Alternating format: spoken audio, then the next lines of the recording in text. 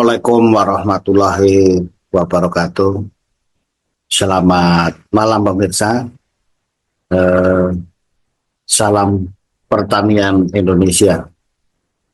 Jadi Bapak Ibu sekalian, para petani yang budiman, saat ini kita akan membahas mengenai betapa sulitnya menjadi seorang penyuluh pertanian.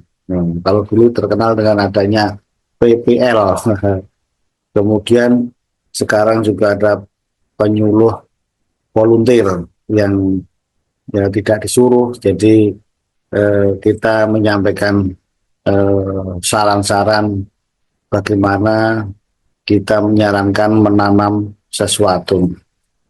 Tentunya salah satu yang kita sarankan untuk topik kali ini adalah menanam suatu komoditas. Silakan menanam tanaman ini. Wah, begitu kan. Kita kasih penyuluhan-penyuluhan. Pertanyaan yang paling banyak adalah eh, di mana tempatnya menjual. Artinya pemasarannya. Ya.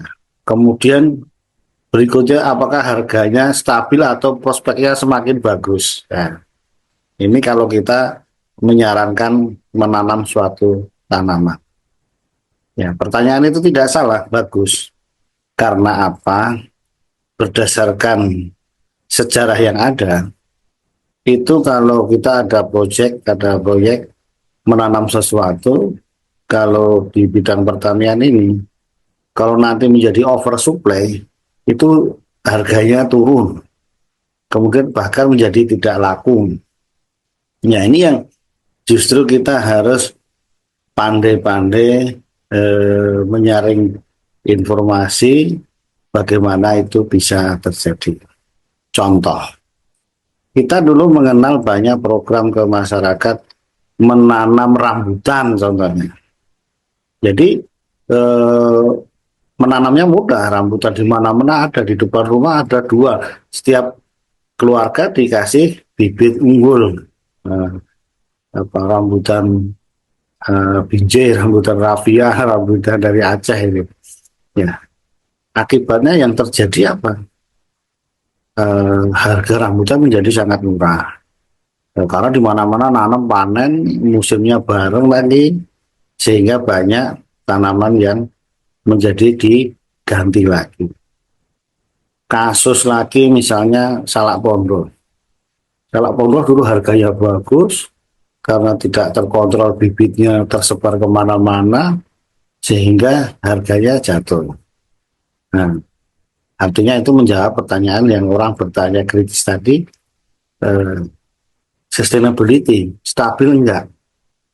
Oleh karena itu, dari dua pertanyaan ini, kalau ada orang menawarkan sesuatu, tentunya harus kita kritisi dan di logika dijawab dengan tepat. Contohnya, kita menawarkan tanamlah kelapa kopior yang cukup prospektif untuk meningkatkan hasil. Dalam 1 hektar sebulan bisa 50 juta, kan gitu. Harganya sudah sekian ribu, yang paling murah 20.000 per butir. Ya, mungkin banyak orang yang menyaksikan, ya nggak apa-apa. Karena kalau ditanya tempatnya menjual di mana, lah itu pasti ada. Kalau saya pasti bisa. Kenapa? Karena sih sesuai dengan bidangnya. Ya. Lain hal misalnya saya disuruh jual jagung misalnya, saya pasti juga kerepotan. Dapat dikatakan tidak bisa karena bukan bidang saya. Ya. Tapi kalau ini bidangnya pasti bisa dan mempunyai jaringan link yang tertentu masing-masing orang kan begitu. Kemudian dilihat dari supply and demand-nya, bagaimana memperoleh bibitnya sulit atau mudah, di pasarnya banyak atau mudah. Nah, ini untuk bisa menjawab itu tadi. Ya, kenyataannya sekarang menjual contoh nih ya, kelapa kopior saat ini ya bagi ahlinya ya mudah. Nah, ke sini pasarnya sudah tahu. Bagi yang tidak tahu ya sangat sulit. Oleh karena itu bekerja sama dengan yang sudah tahu kan begitu, yang pasar-pasarnya. Jadi itu menjawab pertanyaan pertama mengenai masalah ke depan prospeknya stabil atau tidak. Ya di pasar tadi sudah kita bahas komoditas pertanian bisa naik bisa turun.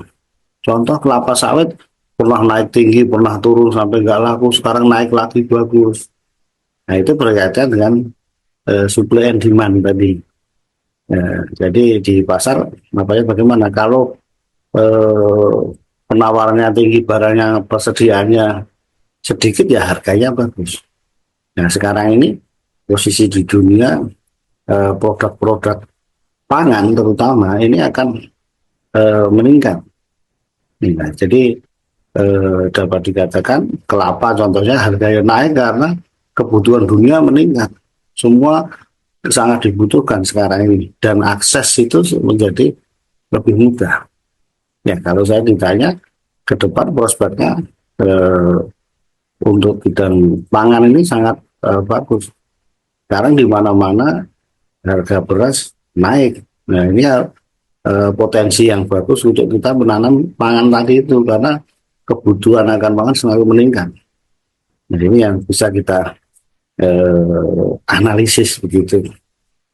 Ini mudah-mudahan bisa membantu para netizen, petani semua bisa menyaring informasi mana yang itu memang tadi prospektif dan kemungkinan harganya stabil.